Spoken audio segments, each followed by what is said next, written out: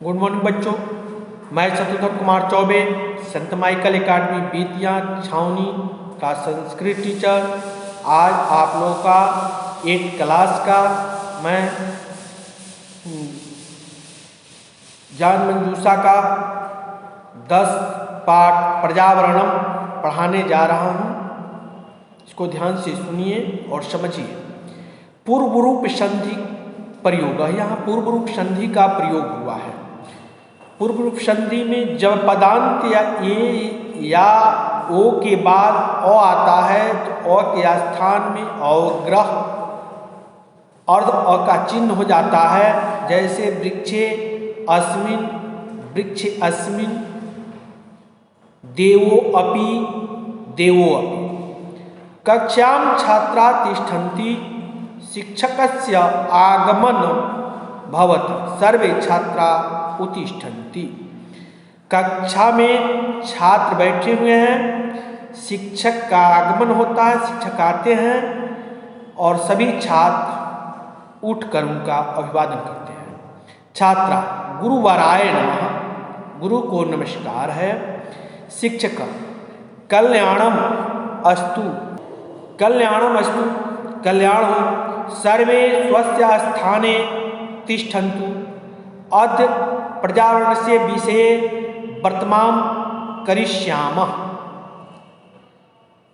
कल्याण हो, सभी स्वस्थान अपने स्थान पर बैठ जाइए।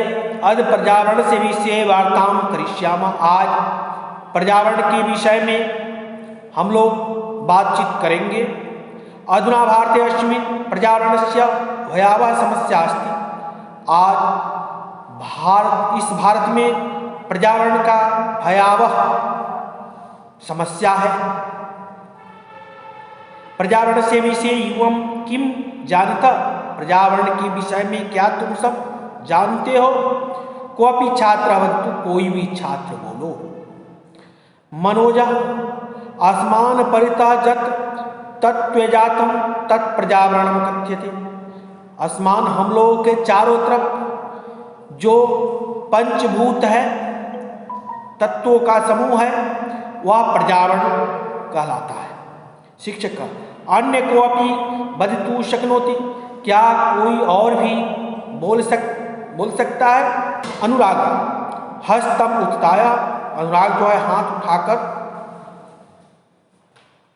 अहम बदामी, मैं बताता हूँ। जलम वायु द्वैवेतौ पर्यावरणस्य घटकौ, जल और वायु हवा पर्यावरण के 2 घटक हैं।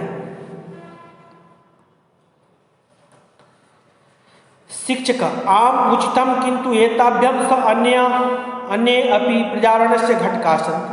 आम हाँ उचित है, किंतु इसके साथ दूसरा भी पर्यावरण के घटक हैं।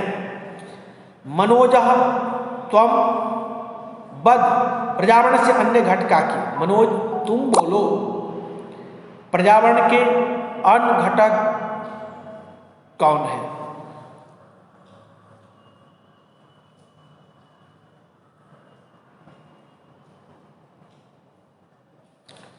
मनोजा भूमि जलवायु वृक्षावृता पशु पक्षिणः अपि पर्यावरणस्य घटका सन्ति।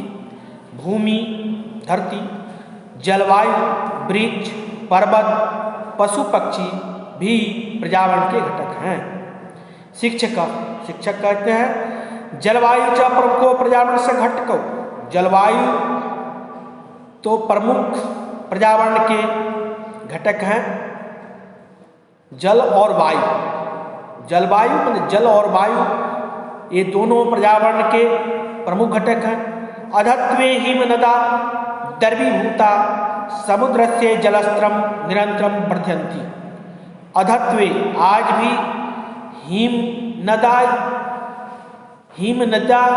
नदियाँ द्रवीभूत, हिम जो है द्रवीभूत होकर समुद्र को जलस्तर को निरंतर बढ़ाते हैं। जस फलम सुनामी अस्ति, जिसका फल सुनामी है। अधुना जापानस्य विनाशम तस्यैव फलम अस्ति, आजकल जापान का विनाश उसी से ही इसका फल है। वृक्षा हिमनदस्य स्खलनम वारयितुं समर्था भवन्ति। वृक्ष हिम नदियों के अस्खलन खिसकने से रोकने में समर्थ होता है। आलोक वृक्षा अस्मेभ्यम वायुमपि प्रक्षन्ति।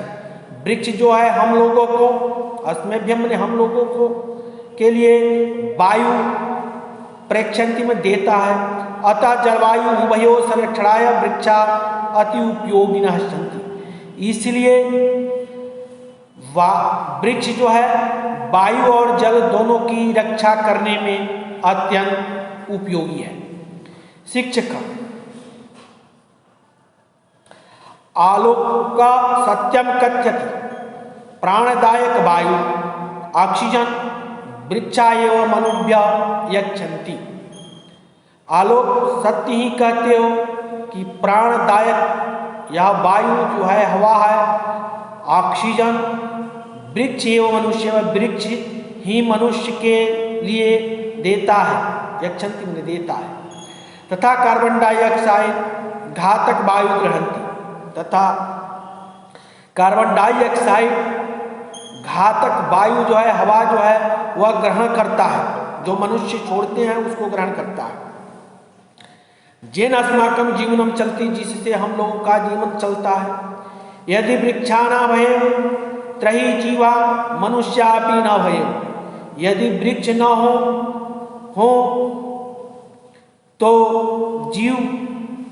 जीवा मनुष्य में जीव भी नहीं